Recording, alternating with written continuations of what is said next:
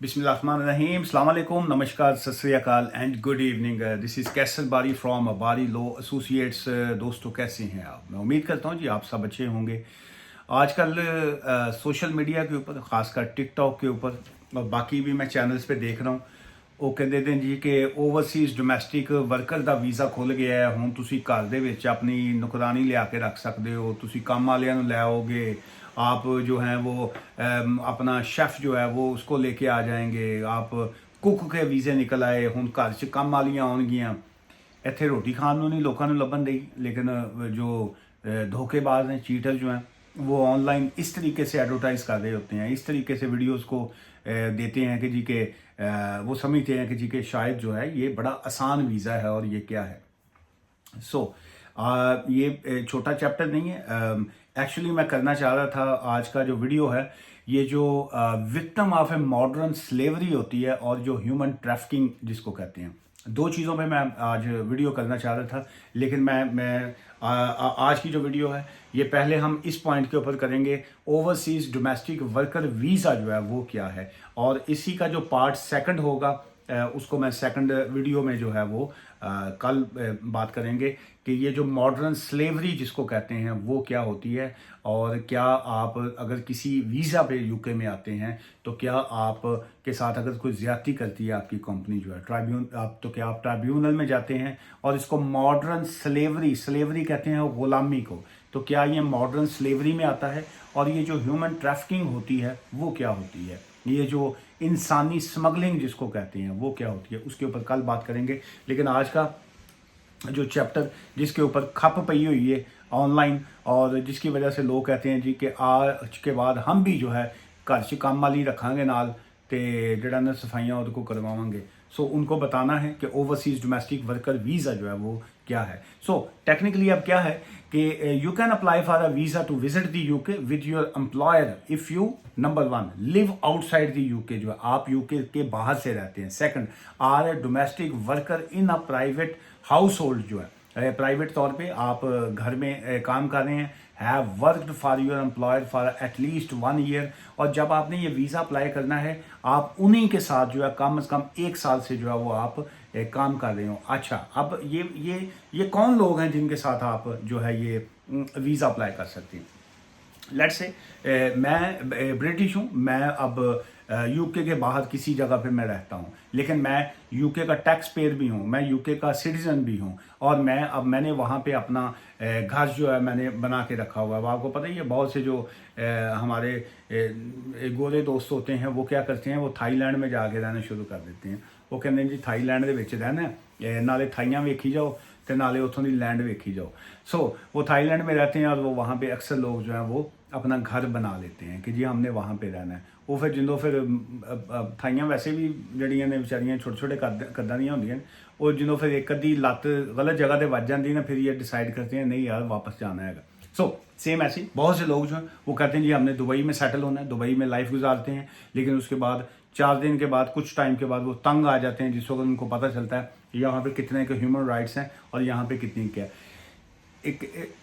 वहाँ पे मैं अगर थाईलैंड में रहता हूँ, या मैं दुबई में मैं रह रहा हूँ, या मैं कतार में हूँ, या मैं दुनिया के किसी भी और कंट्री में रहता हूँ, मेरा वहाँ पे रहना सहना है, और मैंने अपने घर में मुलाजिम रखे हुए हैं, मैंने अपने घर में क्लीनर को रखा हुआ है, मैंने अपने घर में कुक को रखा हुआ है, मैंने अपने घर में ड्राइवर को रखा है, शेफ जिसको कहते हैं, और वो मेरे लिए ही काम कर रहे हैं, या मेरे बच्चे हैं और मैं मेरे बच्चों को की लुक आफ्टर के लिए नैनी जो है, साढ़े अपने पासे तो कही था ना कि नानी के घर जाके रहना, तो इन्होंने जो है नैनी वर्ड रखा हुआ है। सो वो नैनियाँ रखी हुई हैं बच्चों को संभालने के। ये ऑलरेडी ये जो सारे लोग हैं मेरे साथ जो है ऑलरेडी 1 साल से जो है वो रह रहे हैं। अब मैंने सोचा कि मैंने अब वापस आना है यूके में, तो क्या मैं वो एलिजिबल हैं कि वो मेरे साथ यूके में आके रह सकें। The answer is absolutely yes. तो वो ये है कि वहाँ से as a private domestic worker जो हैं वो वीज़ा अप्लाई करेंगे। लेकिन अब ऐसा नहीं है कि मैं रहता यूके में हूँ, मैं कहूँ जी मेरे बच्चे हैं और मैं वहाँ उनको पालने के लिए जो है मैं जो नैनी है वो मेरी पुरानी महल्लेदार हैगी सी, या मेरी पुरानी एक्स गर्लफ्रेंड सी, तो उसको मैं नैनी करके यहाँ पे बुलवा दूँ, या उसको मैं क्लीनर का वीज़ा निकलवा दूँ। ऐसे नहीं होगा। सो उसके लिए पहले मुझे उस जगह पे रहना पड़ेगा, और वहाँ पे मुझे वो मेरे साथ 1 साल तक रहती हूँ या रहते हों, तो फिर मैं उनको यहाँ पे स्विच करवाऊँगा। नंबर 1 तो ये आ गया। अच्छा, you can apply for a visa up to 3 months before your date of travel.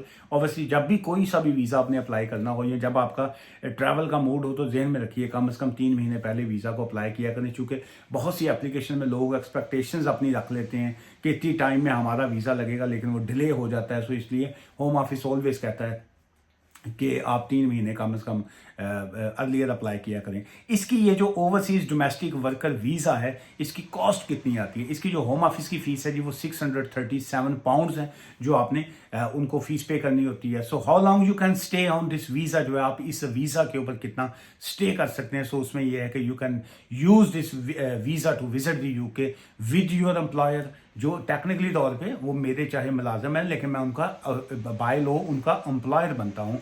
For up to 6 months you must return home at the end of the 6 month। Technically तौर पे ये जो इस तरह का वीज़ा होता है ये 6 month का जो है वो वीज़ा होता है। So you can not extend N overseas domestic worker visa. ये कल भी किसी ने सवाल भेजा हुआ था कि क्या मैं अगर डोमेस्टिक वर्कर वीज़ा पे आता हूँ तो ये कितनी देर का वीज़ा होगा। सो अब आपको पता चल गया ये वीज़ा 6 month तक का होता है। तो क्या आप इस वीज़े को यूके में रहते हुए वीज़ा एक्सटेंड करवा सकते हैं? नहीं करवा सकते। ये वीज़ा होता ही 6 months का है। इसलिए ये जैसे सीजनल वर्कर वीज़ा 6 महीने का वीज़ा, लेकिन उसके बाद लोग जो है वो गलत एडवाइस लेके गलत चीज़ें करके असाइलम डलवा लेते हैं, ये कर लेते हैं, वो कर लेते हैं। खुदा के लिए अपनी क्रेडिबिलिटी को, अपनी चीज़ों को गलत हाथों में आके मिसयूज़ ना हुआ करें। प्रॉपर लीगल एडवाइस लेके देखा करें कि जी के वो क्या है। मैं तो ऑलवेज़ यही कहता हूँ कि बहुत से लोग ऐसे होते हैं जो अपने पाओ गोश्त के लिए ना अगले का ऊँट ज़िबा करवा देते हैं। ऊँट कितना वड्डा जानवर है, लेकिन मैनू लभना की है विच पाइया गोश्त। मैं हुण सिर्फ अपने पाइया गोश्त की लालच दे विच ना तुहाडा ऊँट ज़िबा करवा दें। सो इसलिए आप खुद अपनी अकल का इस्तेमाल किया करें। मैं तो बाज़ का सीधा रास्ता दिखाता हूँ तो वो कहने ने पता नहीं जी ये अपना इसकी एक्सपर्टीज़ नहीं होगी, आप शायद ये करना नहीं चाह रहा होगा। मैं कल भी कोई एक साहब थे वो बार बार मैं जी असाइलम करना है, असाइलम करना। अब मैं उनको समझा रहा हूँ मैं कि जी आपके केस में ये नहीं बनता। उनके माइंड में था कि जी शायद मेरी एक्सपर्टीज़ नहीं है। मैं तो बाज़ का सोचता हूँ कि मैं जो है जो तुसी क्या करो मैं वो फीस लेके वही काम कर दिया करूँ, लेकिन क्या करूँ मेरा टेम्परामेंट है नहीं। आपको बंद गली में फेंक के पीछे से गेट लगा के मैं नहीं जा सकता हूँ। लेकिन बहुत से लोग जो हैं वो चाह रहे होते हैं कि जो उनकी मनमानी चीज़ है, जो उनके मन में आया, जो उनके दिल में आया, उनकी हाँ में हाँ मिलाओ, उनको जैसे वो कहते हैं वैसी एप्लीकेशन कर दो। खुदा के लिए ऐसे ना किया करें। कोई सा भी इमिग्रेशन मैटर है, मुझे सभी पे अल्हम्दुलिल्लाह मैं प्राउड फील करता हूँ और मैं शुक्र अदा करता हूँ कि मैं पढ़ता हूँ, मैं फाइलें पढ़ता हूँ, मैं अंडरस्टैंड करता हूँ चीज़ों को, मेरी एक्सपर्टीज़ बिल्कुल हैं। लेकिन अगर आपका केस नहीं बनता तो मैं आपको धक्का दे के मैं ਤੁਹਾਨੂੰ ਖੂਹ 'ਚ नहीं सुट सकता। ਤੁਸੀਂ अगर अपनी खुशी के नाल खूह में गिरना है आपने तो यहाँ पे 3600 और वकील बैठे हैं, किसी के पास जाइए। लेकिन मेरे से तो ऐसा काम नहीं होता। एनीवेज क्या आप इस वीज़ा के ऊपर, ये जो डोमेस्टिक वर्कर वीज़ा है इसके ऊपर आप what you can do and what you can not do, आप क्या कर सकते हैं और क्या नहीं कर सकते। ट्रैवल अब्रोड, क्या मैं जा सकता हूँ, ट्रैवल कर सकता हूँ और मैं वापस में यूके में आ सकता हूँ? Yes you can. अच्छा, उसके बाद आ गया change of employers to another job as a domestic worker in a private household only if you do not stay longer than 6 months। ये नहीं है 6 महीने मैंने यहाँ पे काम कर लिया, 6 months के बाद मैं कहूँ जी 5 months के बाद मैं किसी और के पास काम कर लूँ। नहीं, मैंने अगर एक कंपनी के साथ काम किया है, एक बॉस के साथ काम किया है, 5 months काम किया है, बाकी मेरे पास 1 महीना है। अब मैं ज़्यादा से ज़्यादा 1 महीना ही अगले के पास काम कर सकता हूँ। सो टोटल लेंथ जो इस वीज़े की होगी दैट्स 6 months। ये आपने ज़हन में रखना है जी। अच्छा, उसके बाद आ गया जी कि life in the UK for a long period of time through frequent visit जो है। लेकिन क्या बार बार हम ट्रैवल कर सकते हैं उसी 6 महीने में? हाँ जी, भावें रोज़ आओ, सवेरे जाओ, एडा मालक तो चंगा नहीं होगा आपको डेली आने जाने दे। लेकिन बाद 6 month में मल्टीपल वीज़ा है, आप बिल्कुल आ जा सकते हैं। टेक्निकली तौर पे विजिटर वीज़ा ये नहीं होता, लेकिन आप उसी मालिक के साथ ही काम कर सकते होते हैं या आप एम्प्लॉयज़ जो है उसको चेंज कर सकते होते हैं। लेकिन ये आपका इसमें जो चीज़ें जो आती हैं वो इसी की आती है। अगर हम इसकी एलिजिबिलिटी की बात करते हैं कि कौन लोग एलिजिबल हैं, नंबर 1 आपकी एज जो है वो मस्ट भी जो है 19 साल 19 ईयर्स से ऊपर की होनी चाहिए, 19 ईयर्स और ओल्डर होनी चाहिए। आपने उसी मालिक के साथ और एम्प्लॉयर के साथ पिछले 1 साल से 1 ईयर से जो है आप उन्हीं के पास ही काम किया हो। और उसके बाद इसमें चाहे कोई भी हो, चाहे शेफ़ हो, चाहे कुक हो, चाहे वो शेफ़ुर हों, चाहे वो क्या कहते हैं नैनीज हों, बच्चे संभालने वाली हों, क्लीनर्स हों, कोई सा भी हो, हाउस होल्ड ड्यूटीज़ में जो भी चीज़ें आती हैं वो उसमें सारे के सारे शामिल है। और आपका जो एम्प्लॉयर है, जो आप जिसके पास आप काम कर रहे हैं, that must be a British citizenship जो है वो उसके पास होना जो है वो लाजमी है। Usually lives outside the UK and does not intend to remain in the UK for more than 6 months जो है। सो टेक्निकली तौर पे वो ब्रिटिश सिटीजन जो आउटसाइड द कंट्री रहता है और वो उनका प्लान ये है कि वो यूके में आएंगे, कुछ 6 महीने यहाँ पे रहेंगे, उसके बाद अक्सर लोग हैं ना जी वो जो आते हैं फिर यहाँ पे रहने के बाद फिर वापस चले जाते हैं या कुछ टाइम इन आउट करने के लिए आते हैं। Foreign citizen who is coming to the UK on a visitor visa and does not intend to remain for more than 6 months जो है, ये वाला पॉइंट इसमें जेहन में रखिएगा। अच्छा, और अगर हम इसमें वेजेस की बात करें तो उसमें national minimum wage and national living veg rates जो है, जो नॉर्मल एक स्टैंडर्ड जो चल रहे होते हैं वही उसमें एप्लीकेबल होते हैं।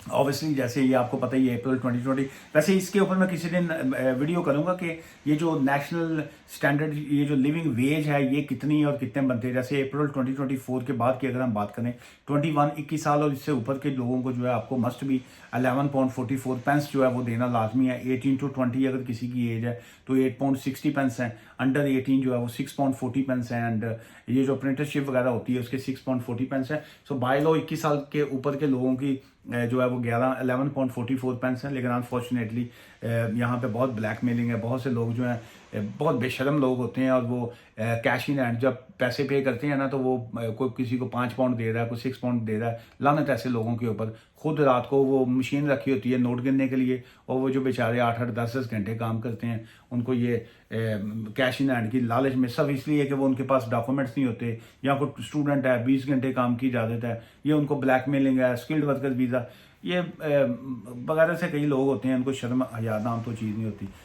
वो इसी चीज़ों का जो है वो ब्लैकमेलिंग करती। चलिए, ये ओवरसीज डोमेस्टिक वर्कर वीज़ा की जो थी वो यही थी इन्फॉर्मेशन जी। लेकिन मैं कल जो है ये बड़ा एक अहम टॉपिक है जिसको victim of a modern slavery और ह्यूमन ट्रैफिकिंग कहते हैं कि क्या आप ऐसे डोमेस्टिक वर्कर वीज़ा पे आए हैं या आप अगर किसी और वीज़ा पे आए हैं और आपको मॉडर्न स्लेवरी के नाम के ऊपर जो है ब्लैकमेल किया जा रहा है तो आपके पास क्या ऑप्शंस हैं, या आपको स्मगल करके यहाँ पे लेके आया गया है। और बहुत से लोग जो हैं वो शायद ये नहीं समझते कि जी कि क्या ह्यूमन ट्रैफिकिंग अभी भी होती है कि नहीं होती। बिल्कुल होती है।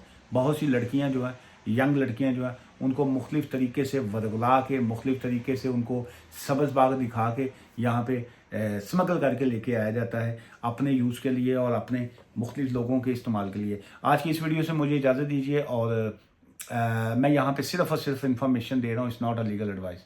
मुझसे मिलना चाहें तो अपॉइंटमेंट बना के आप ऑफिस तशरीफ़ ला सकते हैं या आप फ़ोन एडवाइस ले सकते हैं। मैं फ़ोन एडवाइस की और ऑफिस अपॉइंटमेंट की फ़ीस चार्ज करता हूँ जी। दुआ में याद रखिएगा। Take care, thank you, bye for now.